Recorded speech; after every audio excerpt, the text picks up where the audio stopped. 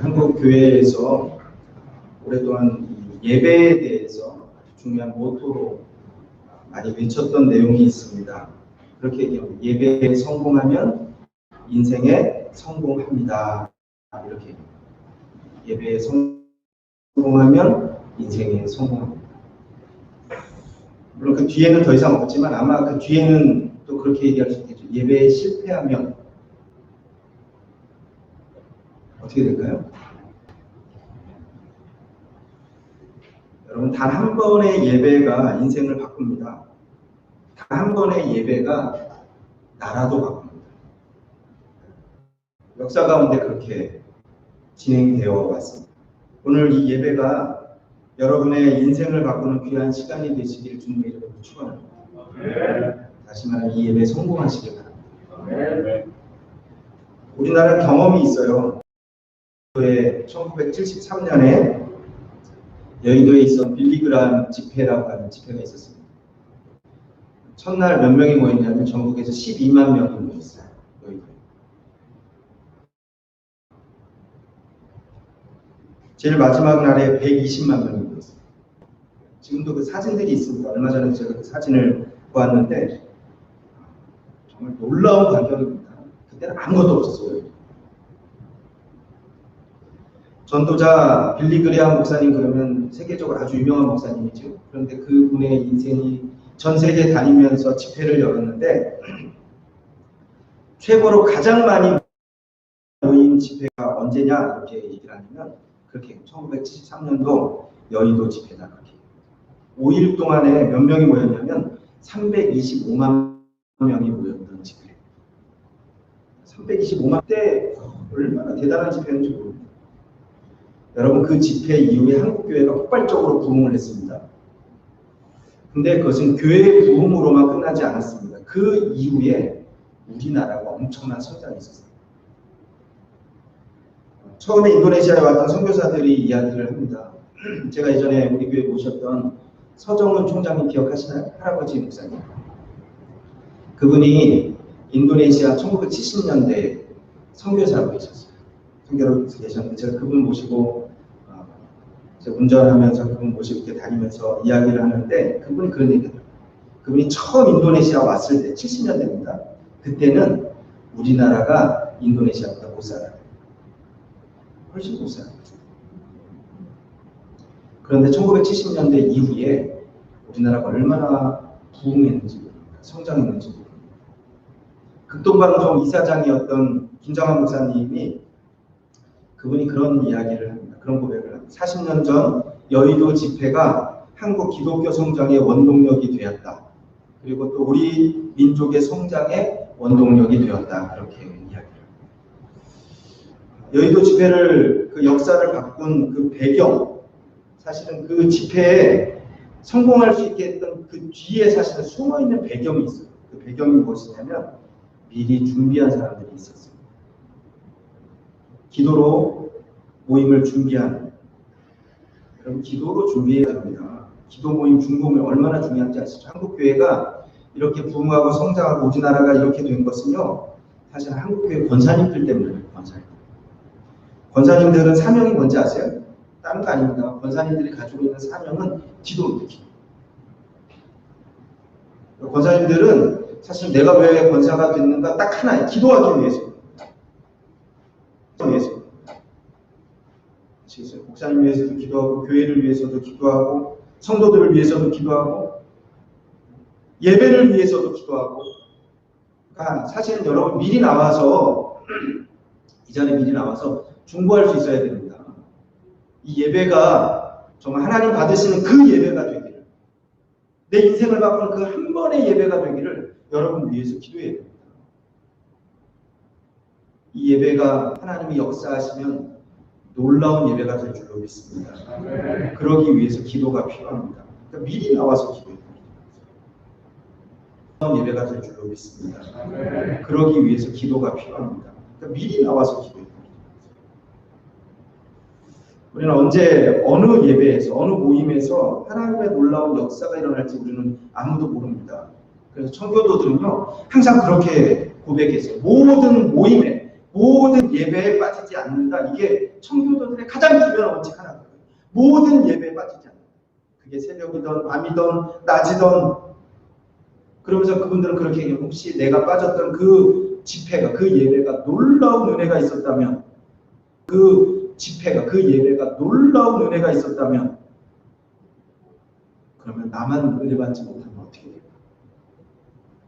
그러니까 청교도들 그분의 그러면 나만 은혜 받지 못하면 어떻게 될까? 그러니까 청교도들 그분들의 신앙에 대해서 우리가 많이 이야기하는데 그분들의 신앙의 첫 번째는 뭐냐면 모든 모임에 빠지지 않는다. 소중히 여긴다.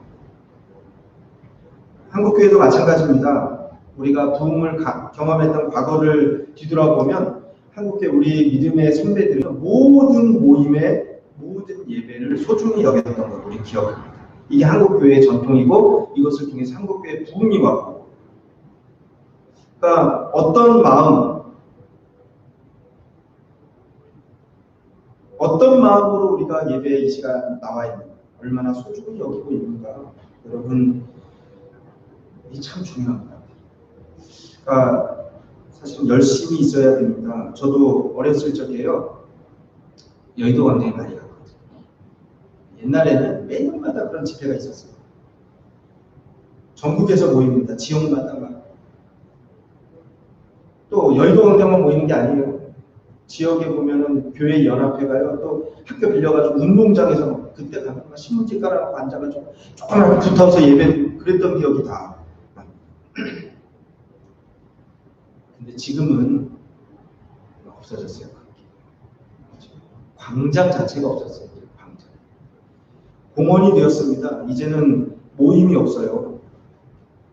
여러분 다시 한번 부흥을 체험하기 위해서 여러분 예배를 소중히 여기시길 주님의 이름으로 부탁합니다. 참 문제가 되는 코로나로 인해 더 이상 보이지 않는 그런 세상이 되었어요. 예배도 그렇고 모든 것이 그렇죠. 학교도 그렇고. 언택트 시대, 우리나라 5명 이상 집합 금지. 안경수 집사님 이번 주 예언이 결혼하는데 몇 번 이렇게 밀려지고 몇 명 이상 집합 금지, 그 결혼식도 어려워. 여러분 우리가 초대교회의 모습으로 돌아가기를 소원합니다. 초대교회는 어떤 교회인가? 많은 내용들이 성경에는 없어요. 그러나 초대교회의 모습에 대해서 사도행전 2장 46절 말씀을 보면 이렇게 기록됩니다. 날마다 마음을 같이하여 성전에 모이기를 힘쓰고 집에서 떡을 떼며 기쁨과 순전한 마음으로 음식을 먹고. 그러니까 초대교회는 어떤 교회인가? 딱 하나예요. 그게 뭐냐면 모이기를 힘썼던 거예요. 초대교회. 히브리서 10장 25절 히브리서 기자는 우리에게 이렇게 얘기합니다. 모이기를 패하는 어떤 사람들의 습관과 같이 하지 말고 오직 권하여 그날이 가까움을 볼수록 더욱 그리하자. 그러니까 말세의 특징은 뭐냐면 모이기를 패하는 것입니다. 이게 습관입니다. 습관. 그런데 히브리서 기자 우리에게 권면하죠. 그날이 가까울수록 더욱 모이기를 힘쓰라. 여러분 예배가 바쁩니다. 예배가. 오늘 본문이 바로 그 한 가지예요. 미스바, 이스라엘의 역사를 바꾼 예배, 집회. 그게 뭐냐면 미스바 대성회. 미스바. 미스바는 우리나라로 얘기하면 여의도와 같은 곳입니다. 여의도. 그러니까 이 미스바에서 한번 모였던 이 모임을 통해서 이스라엘의 역전이 일어납니다. 역사적으로 어떤 역전이 일어나는가? 이전까지는요 이스라엘이 블레셋에 항상 패했어요. 블레셋이요 두려움의 대상입니다. 그러니까 블레셋이 얼마나 나쁜 민족인가 우리가 성경 보면은 전쟁할 때 보면은요 대부분이 언제 쳐들어오냐면 전쟁은 가을에 와요. 추수할 때. 그렇잖아요. 와서 가을에 와서 추수할 것들을 다 어떻게 해요? 빼앗아가는 게 특히 그 블레셋은 그렇잖아요. 블레셋은요 파종할 때 옵니다. 파종할 때. 와가지고 모든 것들 파종도 못하게. 정말 악한 민족이 블레셋이에요. 이스라엘에게 블레셋은 항상 두려움의 대상이었습니다. 그런데 이 미스바 이 집회 이후에 바뀌어요. 이스라엘이 승리하게 됩니다. 오늘 우리가 말씀을 보면 블레셋이 침략을 했어요. 침략 속에 이스라엘이 모여서 기도하기 시작합니다. 간절히 하나님을 갈망합니다. 미스바 대성회, 하나님의 은혜를 갈망했고 하나님의 은혜를 체험하는 그런 놀라운 체험의 장소가 되었습니다.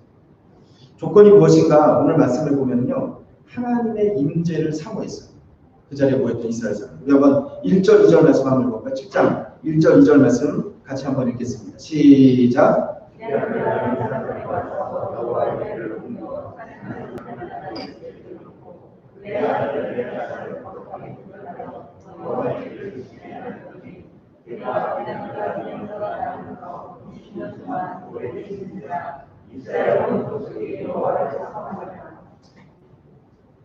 이스라엘이 여호와를 사모하였다, 이렇게 성경 이야기합니다.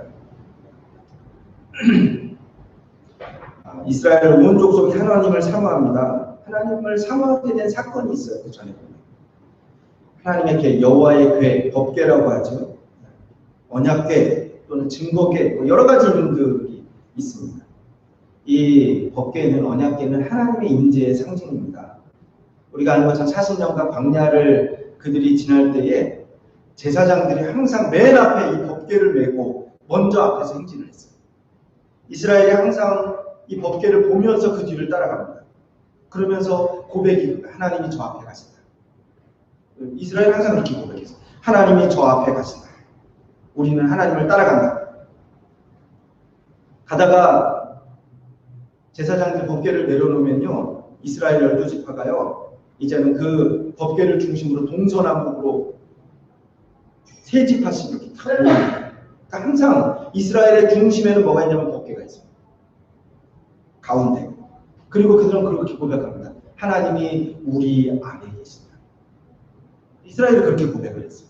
임재의 상징입니다. 심지어 전쟁할 때도 먼저 누가 나가냐면 여호와의 법궤를 메고 나갔어요. 제사장. 그러면요, 하나님이 먼저 나가서 싸우신다고 그러고 막 사기가 충천합니다. 하나님 우리와 함께 하신다, 우리는 승리한다, 그런 거죠. 그런데 사무엘상 6장에 보면은 이 법궤를 블레셋에게 빼앗겼습니다. 얼마나 이게 충격적인 사건인지 몰라요, 이스라엘에게. 그 당시 엘리 제사장이 의자에 앉아있어요. 나이가 많이 들고 의자에 앉아있었어요. 그런데 전쟁터에서 돌아온 사람이 그렇게 얘기합니다. 언약궤를 빼앗겼습니다. 그 소리를 듣고 엘리 제사장이 얼마나 충격을 받았는지 뒤로 탁 넘어지면서 목뼈가 부러져서 죽었습니다. 여러분, 법궤를 빼앗기는 그 사건은요, 그겁니다. 이제 더 이상 하나님이 우리와 함께 하시지 않는다. 이건 충격적인 사건입니다. 그런데 그 뒤에 보면 이제 그 법궤가 다시 이스라엘로 돌아와요. 빼앗은 거 아닙니다. 이 블레셋 사람들이 그 법궤를 가지고서 자기들의 신전, 다곤 신전에다 딱 집어넣는, 우리가 승리했다, 우리 신이 이겼다, 그러고 이제 승전 예물로 그 법궤를 다곤 신전에 딱 갖다 놔요. 그런데요, 그 다음날 그 다곤 신전들이 난리가 났어요. 신상들이 다 엎어지고 깨지고 부러지고 두려운 거죠. 그래서 결국은 다시 돌려보냅니다. 그 이후부터 이스라엘이 하나님을 사모하게 됩니다. 여러분, 은혜 받는 첫 번째 조건은 뭐냐면 하나님을 사모하는 것입니다. 오늘 이 예배가 은혜의 예배가 되기를 원해서 첫 번째는 하나님을 사모해야 됩니다. 사모함을 잊어버리면 은혜는 더 이상 없습니다. 힘들고 어려울 때 소원도 있고 사모함도 있었어요. 그런데 사실은 우리 한국 교회를 보면 어느 순간 잘 살아요. 그렇죠? 어려움도 없어요. 그런데 그 다음부터 하나님에 대한 소망도 사모함도 잃어버렸습니다. 여러분, 사모함이 회복되어지길 간절히 소원합니다. 우리가 이 예배 나올 때마다 하나님에 대해서 사모하시길 바랍니다. 두 번째로 오늘 말씀해 보면 하나님께로 마음을 돌이키는 것입니다. 우리가 신앙생활할 때 그런 얘기를 많이 하죠. 첫사랑을 회복하세요, 이런 얘기를 하셨어요. 여러분, 내 마음을 빼앗긴 것 같은 생각이 혹시 듭니까? 하나님 아닌 것에, 다른 것에 내 마음을 주고 있다. 여러분, 이거 우상숭배입니다. 하나님보다 더 사랑하는 것, 그것이 있다면 그 무엇이든지 간에, 내 마음을 빼앗고 있는 것이 있다면 그것이 무엇이든 간에 그것이 우상숭배입니다. 이스라엘 가나안 땅에 들어왔습니다. 사사시대가 시작이 됩니다. 그런데 우리가 말씀, 하나님으로부터 마음이 떠나기 시작을 했습니다. 가나안 땅에 들어와 보니까요, 신들이 또 얼마나 많은지 몰라요. 그전에는 하나님 한 분만 알고 있어야 됩니다. 가나안의 우상들, 가나안은 다신교입니다. 자연신의 자연. 신들이 많습니다. 대표적인 신이 우리가 알고 있는 바알, 아세라, 바알 숭배하는데 이 바알이라고 하는 신은 농사를 주관하는 신, 비를 내리는 신. 그러니까 농사를 짓는 사람들에게 정말 필요한 신이 바알이라 이렇게 생각했어요. 그리고 그 아내가 아스라입니다. 아세라. 가나안 땅에 보면 이 아세라 신은 이 사랑의 신, 다신의 신입니다. 다신의 신. 풍요의 여신이에요. 봄이 오면 축제를 열고요. 가을이 되면 또 축제를 열립니다. 그러면 바알과 아세라가 결혼을 해요. 결혼하면요. 다산, 풍요로움이 이루어집니다. 근데 이제 문제는 뭐냐면 그러면 남자들이 바알과 아세라를 섬긴다고 하면서 어떻게 하냐면 신전에 가면은 그 옆에 보면은 창녀들이 있어요. 창녀들이. 그러면 창녀들을 찾아가요. 또 여자들은 미동을 찾아갑니다. 막 혼잡한 성생활을. 그러니까 타락한 종교가 바로 바알과 아세라. 가나안 종교의 특징입니다. 그런데 이스라엘이요. 가나안 땅에 들어오고 나서 이 마음을 이 이방신에게 빼앗겼습니다. 우리가 고등 종교, 하등 종교 이야기를 할 때 가장 첫 번째 차이점을 뭐라고 했냐면 사이비라고 얘기하면서 가장 첫 번째 차이점은 윤리성이 없다라고 얘기합니다. 윤리성. 가나안 종교가 그랬습니다. 성적으로 타락한 종교입니다. 그런데 하나님의 백성들이 타락하기 시작해요. 쾌락으로 마음이 빼앗기기 시작했습니다. 오늘날 우리가 사는 시대를 돌아봅니다. 이 시대를 가리켜서 뭐라고 얘기하냐면 학자들은 포스트 모던 이렇게 얘기해요. 포스트 모던의 특징은 가치나 도덕이 상대화가 된다. 진리가 없다 이렇게 얘기합니다. 절대적인 윤리 기준이 없습니다. 그리고 항상 얘기해요. 들어보자 저 사람이 뭐라고 해요. 상황에 따라서 달라집니다. 진리가 변합니다. 기준이 변합니다. 그런 걸 가리켜서 우리는 상황윤리라고 얘기합니다. 물질의 마음을 빼앗기고 쾌락의 마음을 빼앗긴 시대가 바로 오늘 우리가 사는 시대입니다.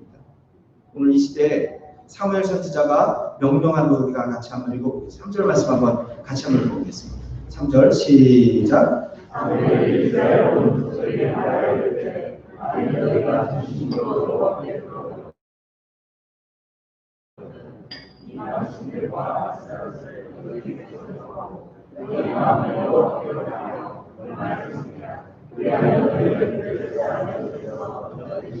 네, 그렇게 말씀합니다. 전심으로 돌아오라. 마음을 다하여 돌아오라. 우리가 하나님께 나올 때는요. 마음을 다 전심이라는 게 뭔지 아시죠? 마음이 나눠지면 안 됩니다. 마음이 나눠졌다. 이게 바로 염려라고 하는 단어입니다. 그런데 오늘 사무엘은 그렇게 얘기합니다. 여호와께 돌아오려거든 전심으로 온 마음을 다해서 그만을 섬겨. 4절 말씀에 보면 이렇게 기록됩니다. 이에 이스라엘 자손이 바알들과 아스타롯을 제거하고 여호와만 섬기니라. 그리고 6절에 보면 물을 길러서 여호와 앞에 붓습니다. 그 뜻은 그거. 제 마음을 이제 하나님께 온전히 부어드립니다. 온 마음.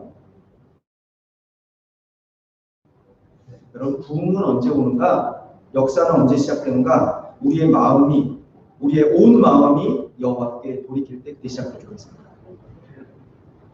지금 이스라엘 금지거리인 거 아시죠? 그렇죠? 라마단, 우리 인도네시아 르바란 이렇게 이야기합니다. 이제 돌아오는 주간에 이들피트리가 있습니다. 30일간 금식하고 이제 그때 되면 이 사람들은 이제 축제를 벌입니다. 우리가 아는 것처럼 30일간 금식을 하죠. 그렇죠? 낮 시간에만 금식입니다. 낮에만. 여러분, 이 낮과 밤의 기준이 뭔지 아세요? 이슬람들, 모슬렘들의 낮과 기준이 뭔지 아세요?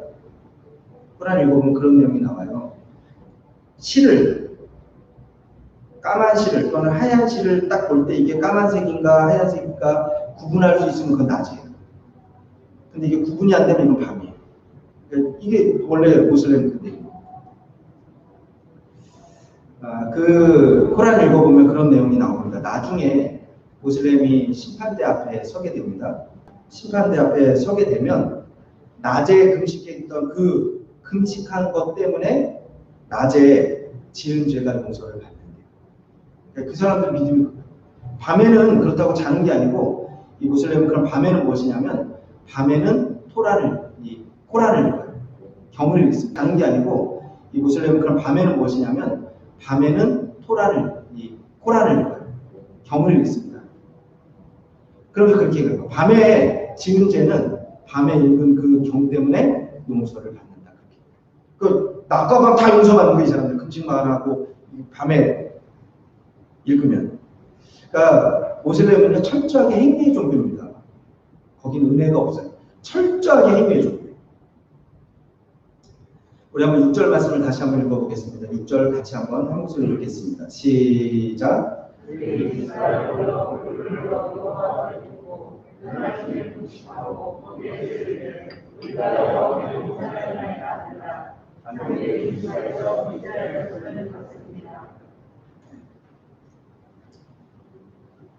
이제 기도하기 시작합니다. 부흥의 역사의 배경은 항상 간절한 기도입니다. 야고보서 5장 17절 말씀에 보면 그렇게 기록됐죠. 엘리야는 우리와 성정이 같은 사람이로되 그가 비가 오지 않기를 간절히 기도한즉 3년 6개월 동안 땅에 비가 오지 아니하고.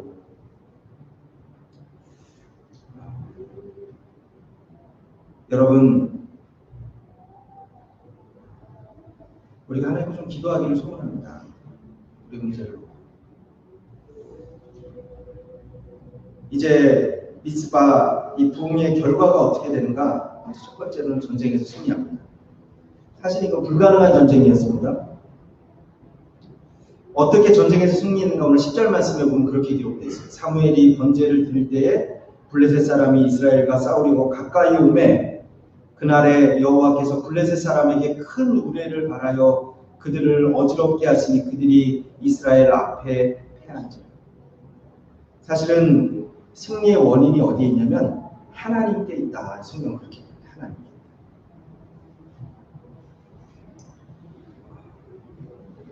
그리고 두 번째, 이제 그렇게 승리하고 난 이후에 감사의 제단을 하나님께 쌓는 것을 우리가 발견합니다. 12절 말씀을 한번 같이 한번 보겠습니다. 12절 시작.